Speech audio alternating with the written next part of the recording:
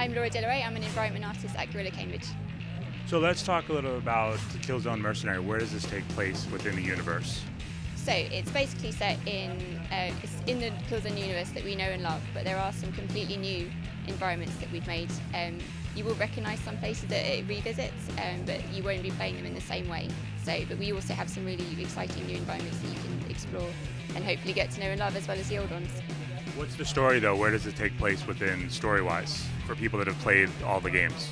So the storyline takes place over the events of Killzone 1 and Killzone 2. So if you know the events of those two games well, then you'll sort of hopefully notice things going on in the background of our games, the whole theatre of war concept. We've got things going on in skyboxes that you will echo those events. For example, there's an invasion on Vector, which you can see. You can see all the cruisers in the sky, but you're not playing that level. You're playing a different level, but it's reflected.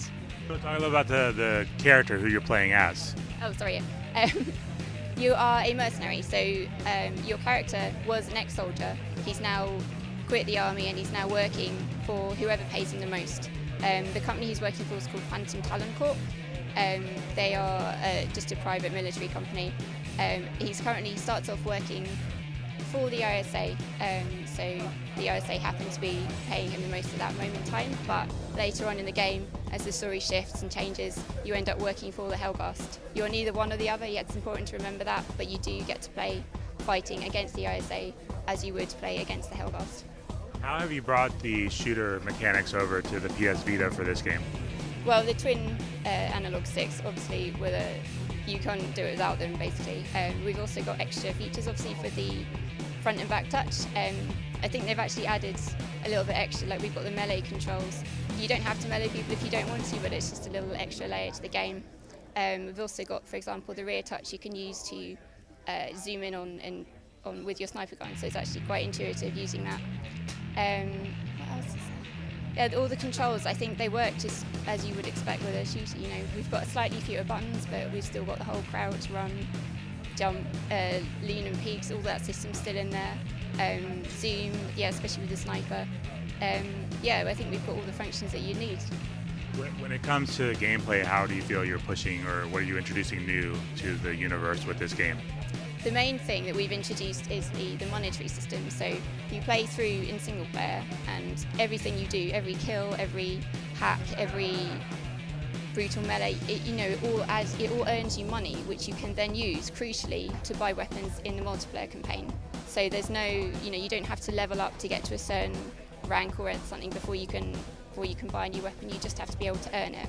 And we think this is going to be a bit of a game changer in the fact that it will be so much easier for new people to Killzone to get into the game, because it's not like people who've been playing forever will sit at the top of the leadership boards. You can actually, because the system changes every single day depending on what you spend, how much money you earn. With the Valor system that we've implemented will mean that people can dynamically change the leaderboard every single day. So if you want to stay at the top, you've got to keep playing and you've got to keep good. And that, I think, is the main thing that we're bringing to the table with this game. When it comes to multiplayer, what kind of functionality will be there? Well, as I said, the whole Valor system is in the multiplayer thing itself.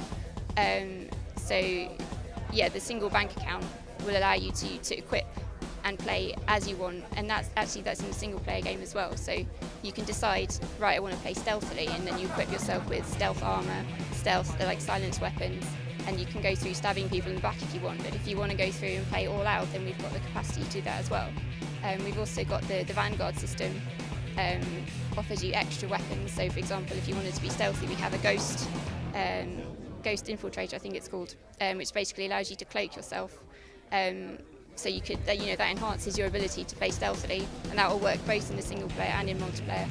But we've also got the Porcupine, so if you want to just go in and fire rockets at people, then you can do that as well. So yeah, there's a really good system I think we've implemented with this whole way you can load out the way you want to play. We've got 12 different primary weapons, 12 different secondary weapons, 5 different types of grenades, I think 6 different types of armour, again to reflect what you want to do, and then we have the 8 Vanguard systems, which I think is a ridiculous combination of over 30,000 ways to play the game, which could get really interesting, I think.